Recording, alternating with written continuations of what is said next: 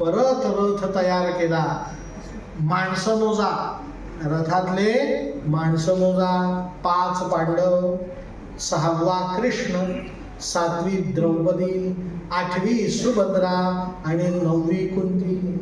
हे 9 जण कुठे गेले?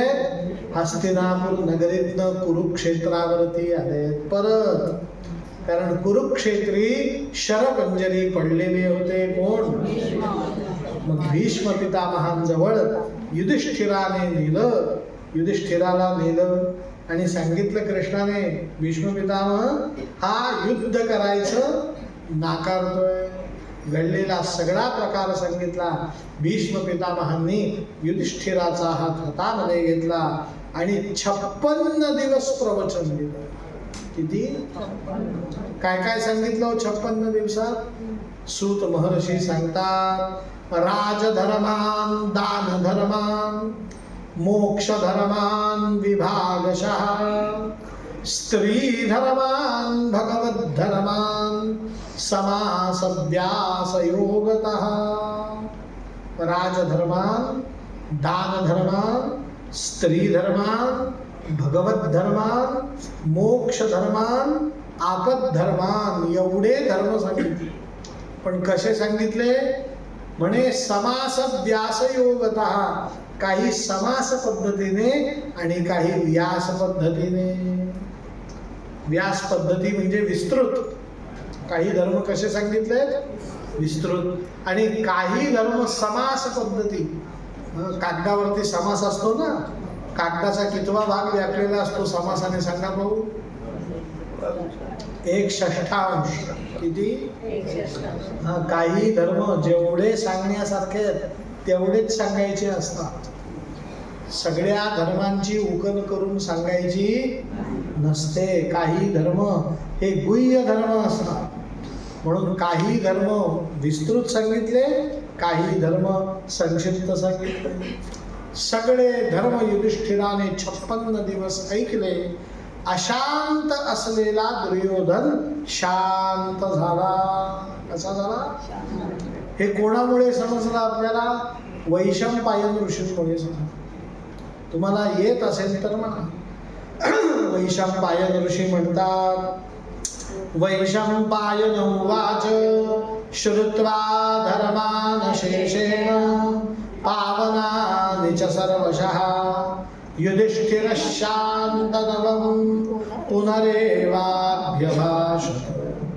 56 दिवस झाल्यानंतर आज 57व्या दिवशी युधिष्ठिराने तोंड उघडलं. 56 दिवस कसा आहे तो? मौन. आणि युधिष्ठिराने एकच प्रश्न विचारला. युधिष्ठिर उवाच किमेकं दैवतं लोके. येत असेल तर म्हणा. किं वाप्येकं परायणं स्तुवन्तः कङ्कमरचित प्राप्नुयुर्मानवा शुभम्. को धर्मः सर्वधर्माणां भवतः परमो मतः किं जपन्मुच्यते जन्म संसार बंधनः. भीष्म उवाच. उत्तर भीष्मांनी दिलं.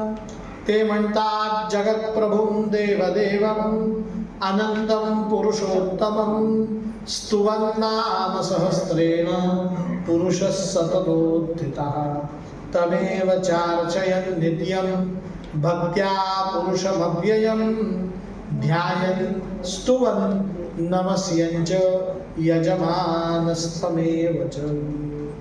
युधिष्ठिराने सांगितलं, महाराज तुम्ही एवढे धर्म मला सांगितले, ते सगळे मी श्रवण केले, पण मला तुम्ही सगळ्या धर्मांमधला श्रेष्ठ धर्म सांगा, की या जगतात जो सर्वोत्कृष्ट धर्म आहे. म्हणून भीष्म पितामहांनी जगातला सर्वोत्कृष्ट धर्म म्हणून युधिष्ठिराला विष्णू सहस्त्रनामाचा उपदेश केला. कशाचा? या जगतात विष्णू सहस्त्रनाम नावाचं स्तोत्र आहे. हे कोणामुळे समजलं आपल्याला? भीष्म पितामहांनी. हे विष्णू सहस्त्रनाम पहिल्यांदा कोणाच्या मुखातनं बाहेर पडलं? भीष्म पितामहांच्या.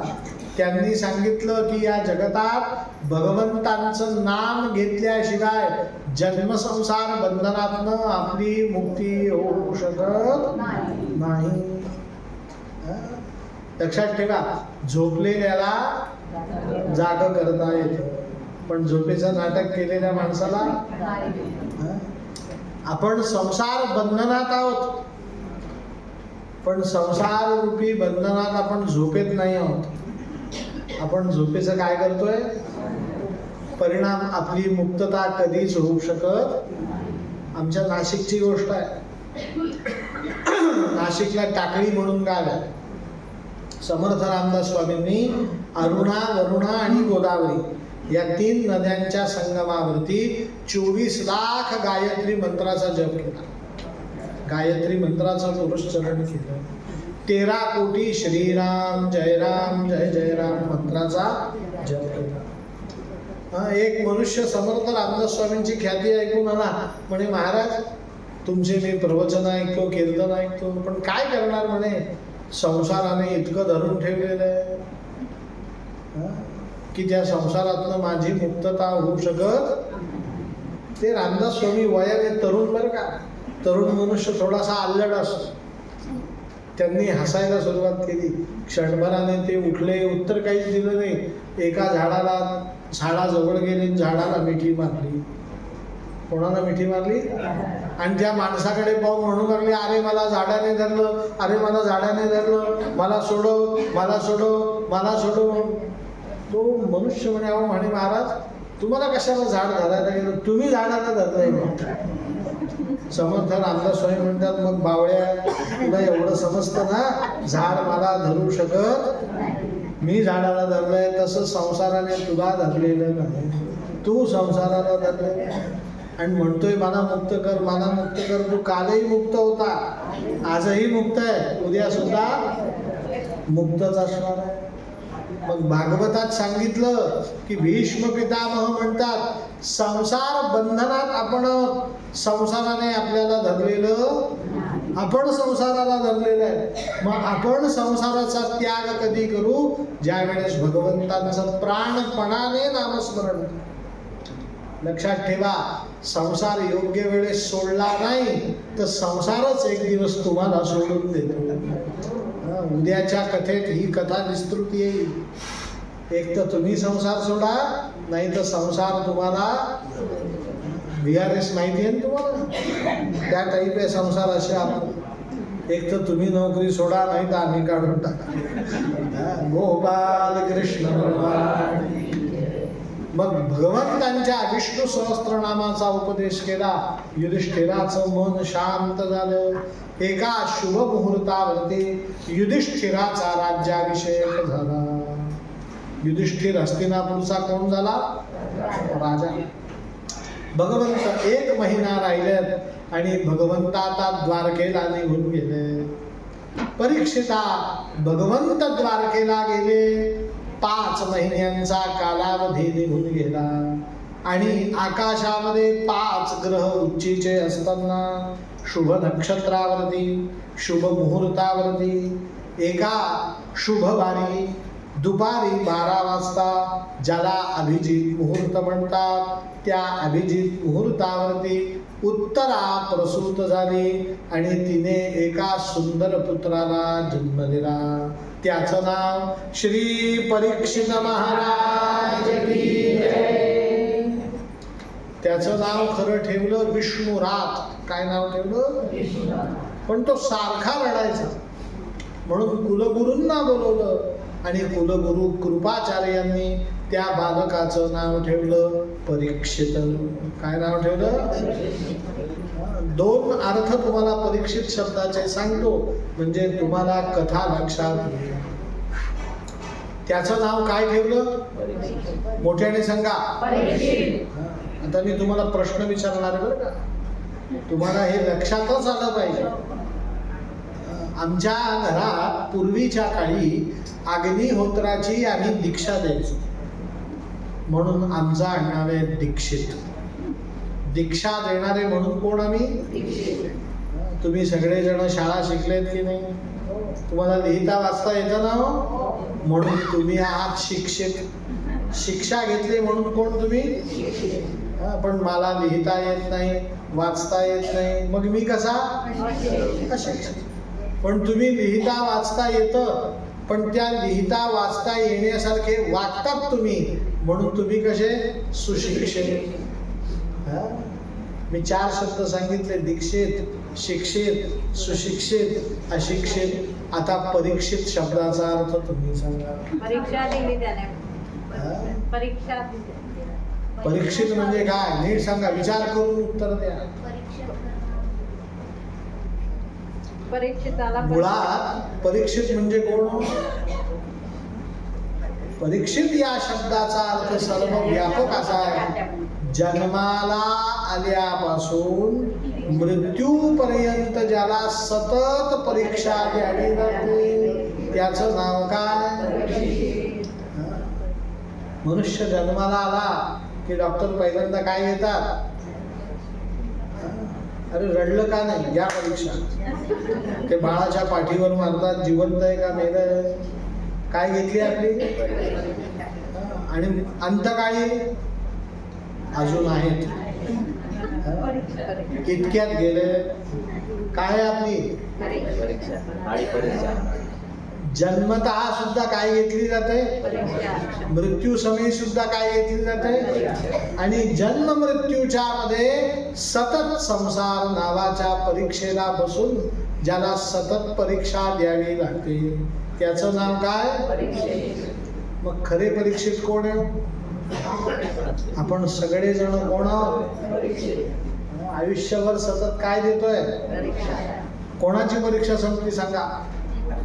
तुमच्यात कोणाचं वय 80 असेल तर 80 वर्षाच्या म्हाताऱ्याने उभं राहून सांगावं की गुरुजी आता परीक्षा बंद झाली. आम्हासी नित्य नूतन परीक्षा, ऐसे आम्ही परीक्षित. ही तुमची आमची कथा आहे. जन्माला आल्यापासून मरेपर्यंत काय द्यावी लागते? आणि या परीक्षेपासून कोणाचीही सुटका, त्याचं नाव काय? परीक्षित. असो, परीक्षित शब्दाचा दुसरा अर्थ परितः इक्षति इति परीक्षितः. सारखं आजूबाजूला जो पाहतो त्याचं नाव काय? परीक्षित. मनुष्याला सवय असते आजूबाजूला पाहावं लागतं की नाही? पण तुम्ही कितीही आजूबाजूला बघा तुमचं समाधान होणार नाही. मग मनुष्य आजूबाजूला का पाहतो? तर याचं खरं कारण असं आहे, भगवंतांच्या शोधासाठी तो सारखं इकडे तिकडे पाहतो. भगवत परीक्षणार्थम यो परितः इक्षति. सारखं इकडे तिकडे पाहतो त्याचं नाव काय? परीक्षित. आणि परीक्षित शब्दाचा तिसरा अर्थ आहे भगवत प्राप्तीशिवाय ज्याचं चित्त शांत होत नाही त्याचं नाव काय? परीक्षित. महापरीक्षित तोही होता. भागवतात कथा परीक्षित राजाला सांगितली, तो परीक्षित आपण सुद्धा आहोत. म्हणून ही कथा आपल्याला सुद्धा लागू होते. मी फार खोलात जाऊन सांगणार नाही आज, कारण पुढे मला खोलात जाऊन सांगायचंच आहे. तुम्ही मला खरं सांगा, तुमच्यात सगळ्यात वयाने जो कोणी मोठा असेल त्या व्यक्तीने उभं राहून सांगावं की गुरुजी माझी जीवन जगून तृप्तता झालेली आहे. काय झाली आहे? तृप्ती झाली आहे. मी विनोदाने विचारला नाही हा प्रश्न, मी गांभीर्याने विचारतो. मनुष्याची तृप्ती होऊच शकत नाही. 1000 वर्षाचं आयुष्य दिलं तरी तृप्ती नाही. मग ती तृप्ती फक्त भगवत प्राप्तीने होते. कशाने? पण भगवत प्राप्ती झाली का आपल्याला? मग ती व्हावी अशी इच्छा आहे. म्हणून देवाच्या शोधार्थ जो सारखा इकडे तिकडे पाहतो त्याचं नाव काय? परीक्षितः. अन्यथा मनुष्य अतृप्त कायम आहे. कालही होता, आजही आहे, उद्याही आहे. महापरीक्षित जन्माला आला आणि परीक्षित जन्माला आल्यानंतर पांडवांना फार आनंद झाला की भगवान श्रीकृष्णांनी कृपा केली, आपल्या कुरु वंशाला दीपक वंश दीप दिला. म्हणून सगळ्यांनी कृष्णाचं मनोमन स्मरण केलं. 10 दिवस सोयर पाळलं. सोयर माहिती आहे ना, वृद्धी म्हणतात त्याला, पाळली. 11व्या दिवशी शुद्धी केली आणि 12व्या दिवशी शांती पाठ झाला. अनेक विद्वान ब्राह्मण ऋषीमुनी आले. परीक्षित राजाने त्या ऋषीमुनींना ओंजळ भरून सोनं दान दिलं. पण सांगितलं, महाराज, आमच्या घरातला हा एकुलता एक वंशाचा दीपक आहे, याचं जातक कथन करा. जातक म्हणजे ज्योतिष. सगळ्या ब्राह्मणांनी सांगितलं, त्यात काय, आम्ही ज्योतिष सांगतो. एक ब्राह्मण उभे राहिले, त्या बाळाजवळ गेले, त्याला आपात मस्तक निहाळलं, त्याच्या अंगावरती फुलं उधळले. त्या ब्राह्मण म्हणे, युधिष्ठिरा, काही काळजी करू. म्हणे, का बरं? म्हणे, साक्षात श्रीपतीम इव, हे बालक नारायण, श्री म्हणजे लक्ष्मी, लक्ष्मीचा पती नारायण, त्या नारायणासारखा श्रीमंत बालक जन्माला आलाय. हे बालक श्रीमान असेल. कसा असेल? म्हणजे धनधान्याने युक्त असेल. युधिष्ठिराला फार आनंद झाला. दुसरे ब्राह्मण उभे राहिले, हातात फुलं घेतले, बालकाला आपात मस्तक निहाळलं, आशीर्वाद म्हणून फुलं त्याच्या अंगावर उधळले आणि युधिष्ठिराला सांगितलं, युधिष्ठिरा, काळजी करू नको. पर्वत इव स्थिरा, हा पर्वतासारखा दृढ पुरुष असेल. त्याच्या विचारांवरती तो काय असेल? पक्का असेल, स्थिर असेल, ठाम असेल. युधिष्ठिराला फार आनंद झाला. राजात हा गुण असलाच पाहिजे. तिसरा ब्राह्मण उभा राहिला, आपात मस्तक निहाळलं, बालकाला निहाळल्यानंतर आनंदाने त्याने ज्योतिष सांगितलं. पण युधिष्ठिरा, काळजी करू नको. समुद्रमिव दुस्तरा, हा समुद्राप्रमाणे अथांग हृदयाचा मनुष्य आहे. याच्या हृदयाचा थांग कोणाला लागणार? राजाला आवश्यक असलेला गुण आहे बरं का. आपल्याला राग आला तरी लगेच चेहऱ्यावर दिसतो. आपल्याला लगेच समजतं सुनबाई आज फुगली, सुनबाईला समजतं सासूबाई आज फुगली. कारण चेहरा लगेच आपला सांगतो. महाराज, राजाला चेहऱ्यावरती कुठलाही भाव दिसता कामा नये. तो न्याय करणारा राजा आहे ना. मग हा समुद्रासारखा स्थिर हृदय असलेला पुरुष आहे. 5वा ब्राह्मण उभा राहिला, त्याने आनंदाने अर्जुनाकडे बघितलं. म्हणे, अर्जुना, काय भाग्यवान आहे तुझा नातू. म्हणे, काय? म्हणे, पराक्रमी व अर्जुन. अर्जुन द्विवचन केलं. 2 अर्जुनांप्रमाणे हा पराक्रमी असेल. अर्जुनाच्या कालखंडामध्ये 2 अर्जुन होते बरं का, आणि दोघंही पराक्रमी होते. एक या बालकाचा आजोबा गांडीव धनुष्यधारी अर्जुन. आणि तुम्ही नर्मदेच्या तीरावरती महेश्वर गाव माहितीये का? त्या महेश्वरला राजधानी होती. कोणाची? सहस्त्रार्जुन राजाची. कोणाची? दत्तांचा भक्त आहे. 2 अर्जुन होते. आमच्या त्या ब्राह्मणाने सांगितलं, हा 2 अर्जुनांइतका पराक्रमी.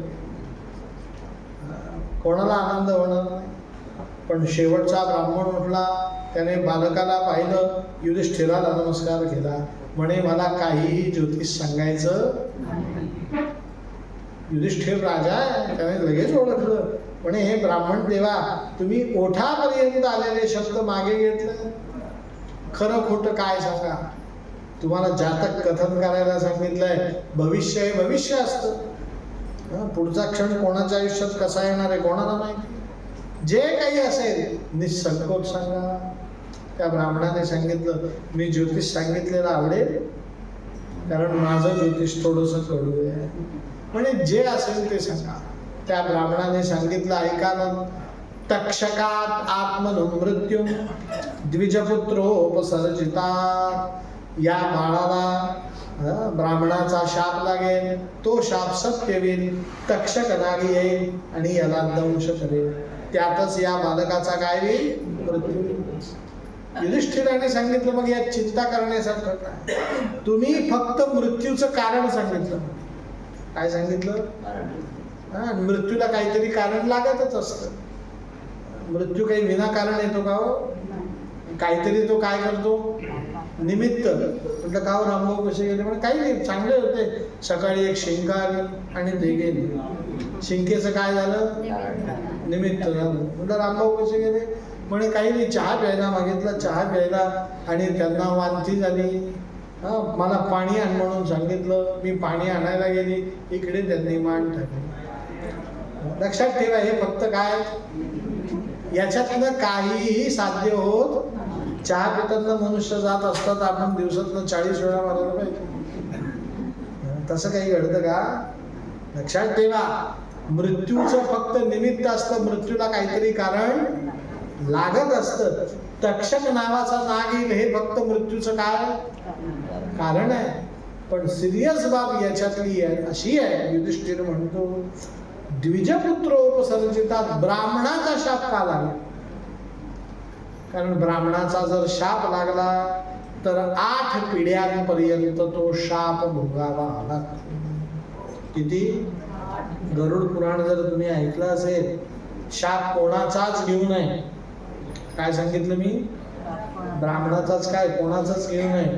पण त्यात जर ब्राह्मणाचा असेल तर तो 8 पिढ्यांपर्यंत काम करतो. किती? आमच्या त्र्यंबकला एक घर आहे, त्या घरामध्ये एकच मुलगा होतो प्रत्येक. मला मुलगा